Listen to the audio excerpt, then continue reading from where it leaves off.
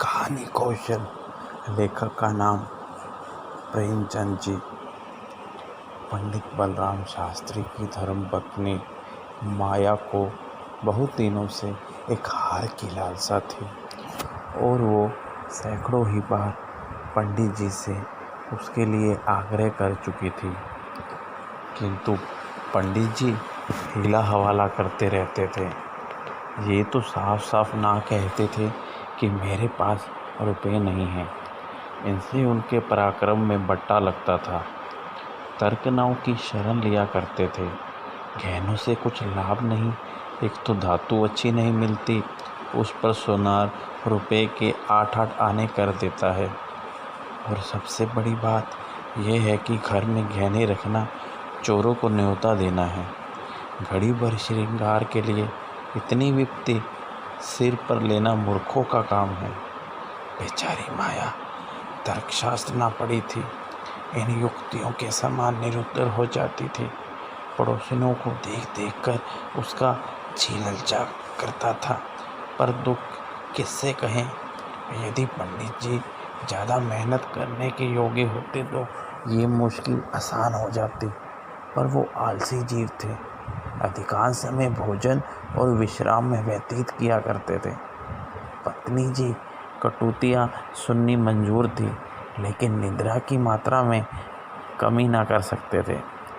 एक दिन पंडित जी पाठशाला से आए तो देखा कि माया के गले में सोने का हार विराज रहा है। हार की चमक से उसकी मुख ज्योति चमक उठी थी। उन्होंने उसे कभी इतनी सुंदर ना समझा था। पूछा, ये हार किसका है? माया बोली, पड़ोस में जो बाबूजी रहते हैं उन्हीं की स्त्री का है।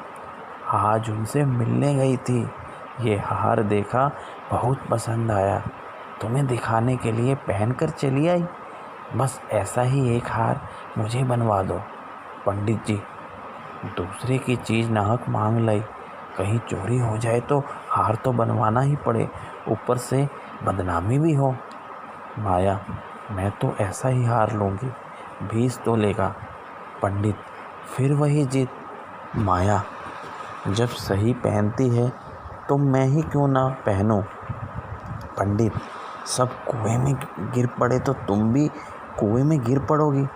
सोचो तो, इस वक्त इस हार के बनवाने में 600 रुपये लगेंगे।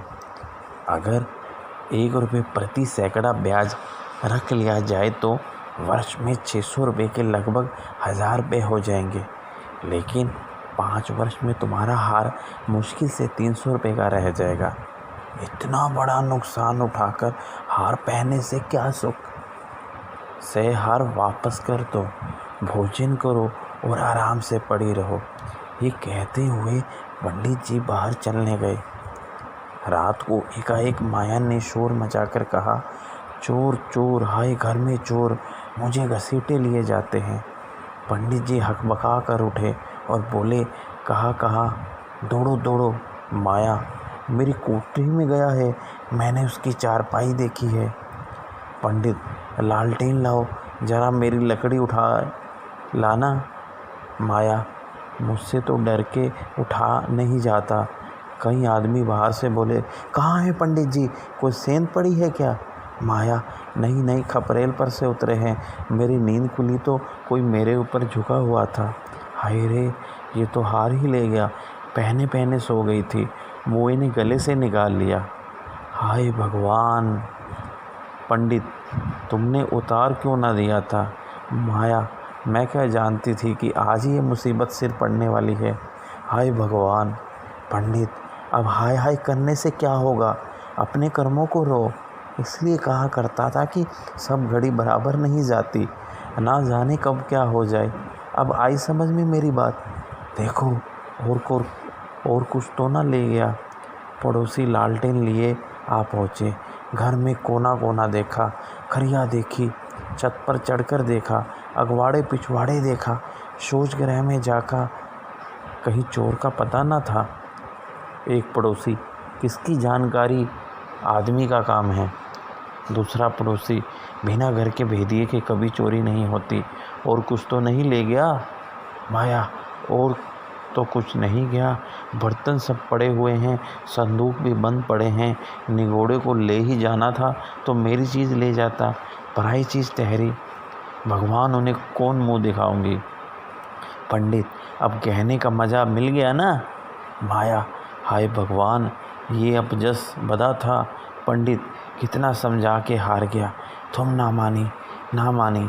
बात की बात में 600 रुपये निकल गए। अब देखो भगवान कैसे लाज रखते हैं। माया, अब भागे मेरे घर का एक एक तिनका चुन ले जाते तो मुझे इतना दुख ना होता। अभी बेचारी ने नया ही बनवाया था। पंडित, खूब मालूम है 20 तोले का था। माया, 20 ही तोले को तो कहती थी। पंडित, बढ़िया बैठ की और क्या। माया, कह दूंगी घर में चोरी होगी, क्या लेगी। अब उनके लिए कोई चोरी थोड़े ही करने जाएगा। पंडित, तुम्हारे घर से चीज़ गई तुम्हें देनी पड़ेगी। उन्हें इससे क्या प्रयोजन कि चोर ले गया या तुमने उठाकर रख लिया। पतीतेगी ही नहीं। माया, तो इतने रुपए कहाँ से आएंगे। पंडित, कहीं ना कहीं से तो आएंगे ही, नहीं तो लाज कैसे रहेगी। मगर कि तुमने बड़ी भूल। माया, भगवान से मंगने की चीज़ भी ना देखी गई। मुझे काल ने घेरा था, नहीं तो इस घड़ी भर गले में डाल लेने से ऐसा कौन सा बड़ा सुख मिल गया। मैं हूँ ही अभागिनी। पंडित, अब पछताने और अपने को कोसने से क्या फ़ायदा। चुप होके बैठो। पड़ोसिन से कह देना घबराओ नहीं, तुम्हारी चीज़ जब तक लौटाना देंगे तब तक हमें चैन ना आएगा। पंडित बालक राम को अब नित्य ही चिंता रहने लगी कि किस तरह हार बने। यो अगर डांट उलट देते तो कोई बात ना थी, पड़ोसिन को संतोष ही करना पड़ता। ब्राह्मण से डांट कौन लेता, किंतु पंडित जी ब्राह्मण तव के गौरव को इतने सस्ते दामों न बेचना चाहते थे। आलस्य छोड़कर धनोपार्जन में दक्षित हो गए। 6 महीने तक उन्होंने दिन को दिन और रात को रात न जाना। दोपहर को सोना छोड़ दिया, रात को भी बहुत देर तक जागते। पहले केवल एक पाठशाला में पढ़ाया करते थे, इसके सिवा वो ब्राह्मण के लिए खुले हुए 101 व्यवसायों में सभी को निंदनीय समझते थे। अब पाठशाला से आकर संध्या एक जगह भगवत की कथा कहने जाते, वहाँ से लौटकर 11-12 बजे रात तक जन्म कुंडलियाँ, वर्षफल आदि बनाया करते। प्रातःकाल मंदिर में दुर्गा जी का पाठ करते।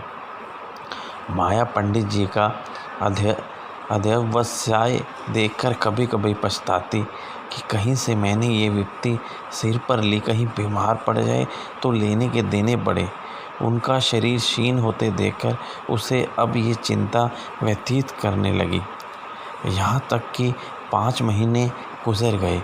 एक दिन संध्या समय वो दिया बत्ती करने जा रही थी कि पंडित जी आए। जेब से पुड़िया निकालकर उसके सामने फेंक दी और बोले, लो, आज तुम्हारे ऋण से मुक्त हो गया। माया ने पुड़िया खोली तो उसमें सोने का हार था। उसकी चमक दमक, उसकी सुंदर बनावट देखकर उसके अंतस्थल में गुदगुदी सी होने लगी। मुख पर आनंद की आभा दौड़ गई। उसने कहा, खुश होकर दे